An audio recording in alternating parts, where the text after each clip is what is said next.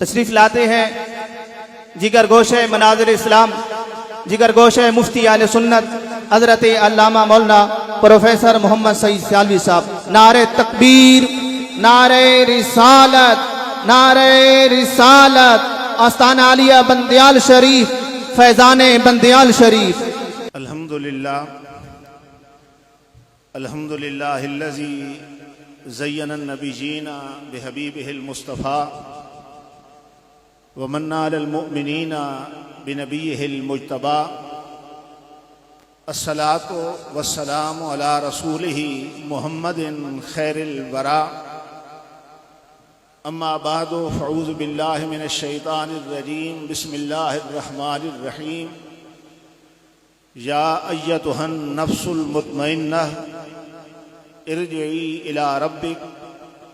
صدق اللہ العلی العظیم وصدق رسولہ النبی الکریم الامین الرؤوف الرحیم، ونحن علی ذلک لمن الشاہدین والشاکرین والحمد للہ رب العالمین۔ الصلاۃ والسلام علیک یا رسول اللہ وعلی آلک واصحابک یا حبیب اللہ۔ الصلاۃ والسلام علیک یا شفیع المذنبین وعلی آلک واصحابک یا رحمۃ للعالمین۔ زینت محفل، رونق محفل، پیر طریقت، رہبر شریعت، پرورد آغوش ولایت حضرت علامہ مولانا صاحبزادہ محمد مظہر الحق صاحب دامت برکاتہم العالیہ، زیب سجادہ آستانہ عالیہ بندیال شریف، مفکر اسلام، مجاہد اہل سنت، فخر اہل سنت حضرت علامہ مولانا صاحبزادہ محمد ظفر الحق صاحب بندیالوی دامت برکاتہم العالیہ، استاد العلماء، جامع المعقول والمنقول، فقیہ العصر حضرت علامہ مولانا مفتی محمد ابراہیم قادری صاحب دامت برکاتہم العالیہ، دیگر مقتدر علماء کرام، معزز سامعین، ہم سب لوگ استاد العلماء، تاج الفقہاء، پیر طریقت، رہبر شریعت حضرت علامہ صاحبزادہ محمد عبدالحق صاحب بندیالوی رحمۃ اللہ تعالی علیہ کی بارگاہ میں عقیدت کے پھول نچھاور کرنے کے لیے حاضر ہیں۔ سامعین کرام، استاد العلماء ایک فرد کا نام نہیں تھا، وہ اپنی ذات میں ایک انجمن تھے۔ جب انہیں فقہا کے میدان میں دیکھا جاتا ہے تاج الفقہا نظر آتے ہیں، جب انہیں تصوف کے میدان میں دیکھا جاتا ہے تو امام الصوفیاء نظر آتے ہیں، جب انہیں تدریس کے میدان میں دیکھا جاتا ہے تو ان کا ترہ سب سے بلند نظر آتا ہے، جب انہیں خطبہ کے میدان میں دیکھا جاتا ہے تو سرکار کے عشق اور محبت کی بات ہر وقت کرتے ہیں۔ اپنی ذات میں ایک انجمن تھے اور انہی لوگوں کے لیے ارشاد فرمایا گیا کہ العلماء ورثۃ الانبیاء، کہ انبیاء کے حقیقی وارث اور جانشین علماء ہی ہوتے ہیں۔ میرے نبی نے اور فرمایا کن عالما او متعلما او مستمعا او محبا، کہ خود عالم بن، اگر عالم نہیں بن سکتا متعلما طالب علم بن، اگر طالب علم نہیں بن سکتا او مستمعا اہل علم کی باتیں سننے والا بن، اگر اہل علم کی باتیں سننے والا بھی نہیں بن سکتا او محبا، تو ان کے ساتھ محبت کرنے والا بن۔ آگے فرمایا ان چار کو چھوڑ کر پانچواں نہ برنا تہلے کو، ورنہ تو ہلاک ہو جائے گا، تباہ و برباد ہو جائے گا۔ اگر انسان اس دنیا میں ہلاکت اور تباہی سے بچنا چاہتا ہے تو اس کو استاد العلماء جیسے فقیہ کے دامن سے وابستہ ہونا پڑے گا۔ ان ایسے علماء کے قدموں کی خاک جو ہے اس کو اپنی آنکھوں کا سرما بنانا پڑے گا۔ استاد العلماء یوں تو ہر میدان میں آپ کا ترہ بلند نظر آتا تھا، لیکن جب آپ خطاب فرماتے تو اس میں سرکار کے عشق کی جھلک نظر آتی تھی۔ اور حضور کی محبت نظر آتی تھی، بلکہ آپ کا شمار تو ان لوگوں میں ہوتا ہے کہ جو موت کو خوشی کے ساتھ گلے لگاتے ہیں، انتظار میں ہوتے ہیں کہ کب مصطفیٰ کا دیدار نصیب ہو۔ حضرت بلال کا جب آخری وقت آیا، بیوی رونے لگ گئی، افسوس کرنے لگی۔ آپ نے فرمایا روتی کیوں ہو؟ میں تو انتظار میں ہوں کہ کب قبر میں پہنچوں گا، پردے ہٹیں گے، آمنہ کے لال کا دیدار ہو۔ مرکت کی پہلی شب ہے دولہا کے دید کی شب، مرکت کی پہلی شب ہے دولہا کے دید کی شب، اس شب پہ ان صدقے اس کا جواب کیسا۔ اور میرے اعلیٰ حضرت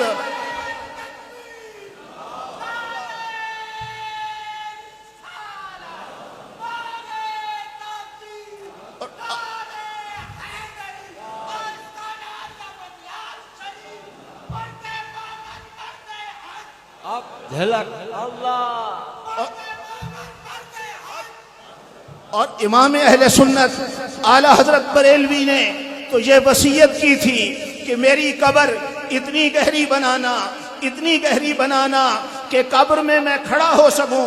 پوچھا گیا حضور قبر اتنی گہری بنانے کی ضرورت کیا ہے؟ فرمایا قبر میں جب پردے ہٹیں گے، آمنہ کے لال کا دیدار ہوگا تو احمد رضا کھڑے ہو کر اپنے آقا کا استقبال کریں۔ قبر میں سرکار آئیں تو میں قدموں پہ گروں، قبر میں سرکار آئیں تو میں قدموں پہ گروں، اور فرشتے مجھ سے پوچھیں تو میں یوں ان سے کہوں اے فرشتوں کیوں میں پائے ناز سے ان کے اٹھوں، اے فرشتوں کیوں میں پائے ناز سے ان کے اٹھوں، مر کے پہنچا ہوں یہاں اس دل ربا کے واسطے۔ نعرہ تکبیر، بلند آواز نعرہ، نعرہ رسالت، نعرہ حیدری۔ اور قبر میں سوال تو تین ہونے ہیں، لیکن نجات کا دار و مدار آخری سوال پہ رکھا گیا ہے۔ جب پردے ہٹ جائیں گے، سامنے آمنہ کے لال کا چہرہ ہوگا تو فرشتے پوچھیں گے ما کنت تقول فی حق حاضر رجل، اس ہستی کے بارے میں دنیا میں تو کیا کہا کرتا تھا؟ میرا وجدان کہتا ہے کہ جب امام احمد رضا کی قبر میں پردے ہٹے ہوں گے، سرکار کا چہرہ سامنے ہوگا تو امام احمد رضا نے زبان حال سے کہا ہوگا انہیں جانا انہیں مانا نہ رکھا غیر سے کوئی، انہیں جانا انہیں مانا نہ رکھا غیر سے کوئی کام، للہ الحمد میں دنیا سے مسلمان۔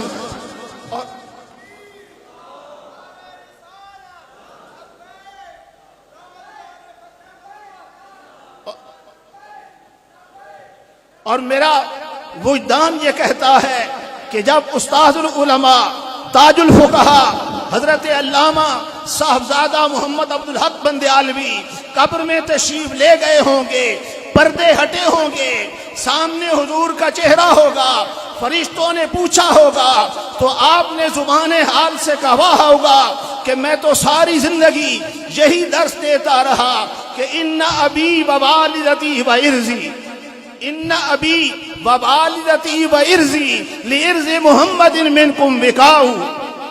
اور تاجدار گورڑا پیر مہر علی شاہ کی زبان میں آپ نے کہا ہوگا، سامنے مصطفیٰ کا چہرہ ہوگا، کہا ہوگا اس صورت نو میں جان آکھاں، اس صورت نو میں جان آکھاں، جانان کے جانے جہان آکھاں، سچ آکھت ربی میں شان آکھاں، جس شان تو شانہ سب بڑی، مکھ چند بدر شاشانی ہے، مکھ چند بدر شاشانی ہے، متھے چمکتی لاڈ نورانی ہے، کالی زلف تے اکھ مستانی ہے، مخمور رکھی ہن مت بری۔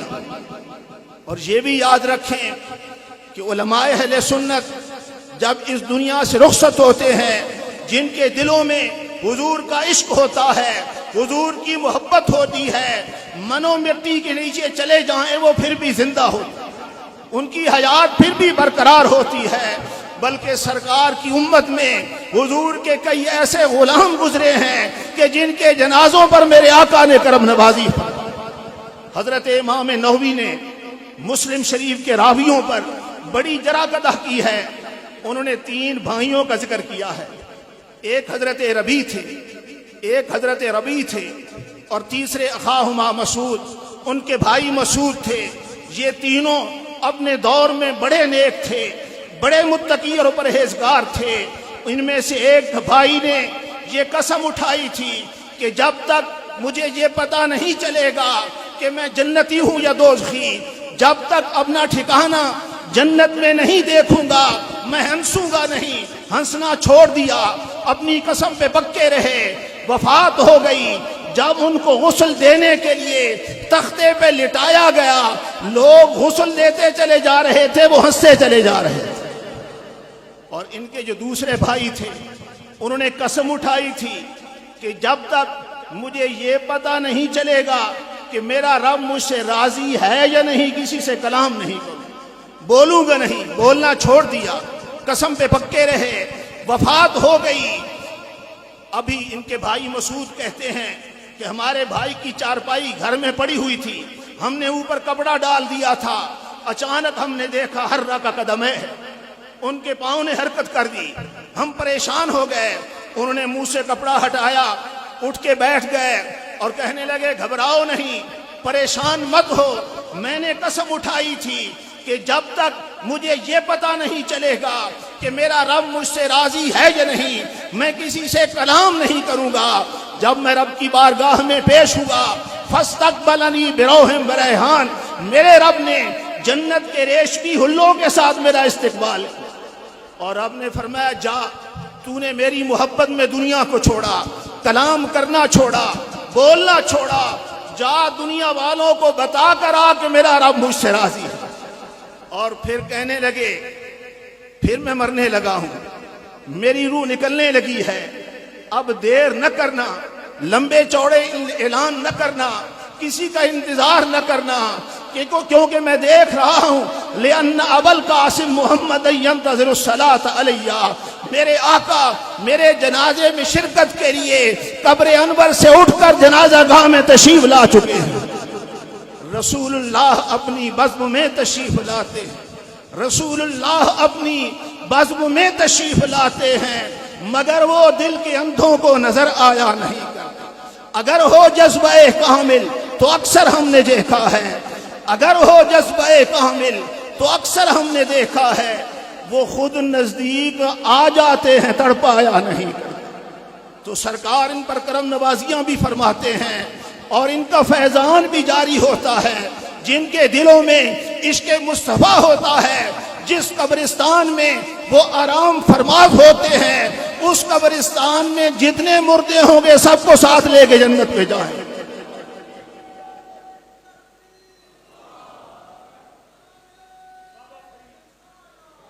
مصر میں ایک بہت بڑے بزرگ گزرے ہیں جن کا نام تھا شیخ احمد بن عطار۔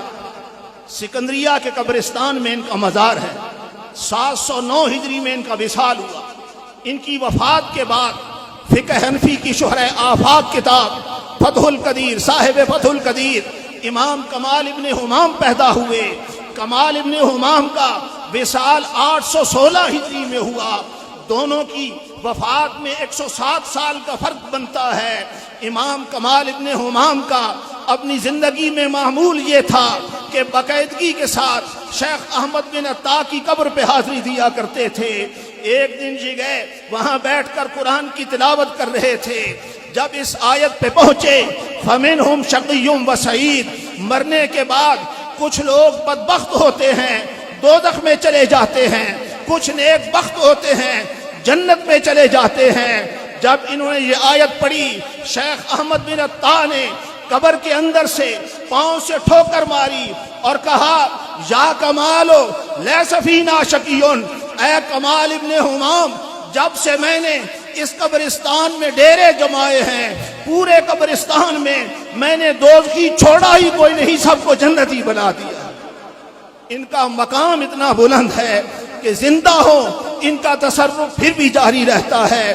دنیا سے رخصت ہو جائیں، اپنے غلاموں کو دیکھتے بھی ہیں، پہچانتے بھی ہیں، ان کے حالات سے باخبر بھی ہیں اور ان کی مشکلیں بھی حل کرتے ہیں۔ اللہ رب العزت کی بارگاہ میں دعا ہے اللہ تعالیٰ اس آستان کا فیضان ہمیشہ جاری اور ساری رکھے۔ اللہ تعالیٰ جملہ صاحبزادگان کو برکتیں اور رحمتیں عطا فرمائے. ہم ان سب کے غم میں برابر کے شریک ہیں. وما علینا الا البلاغ.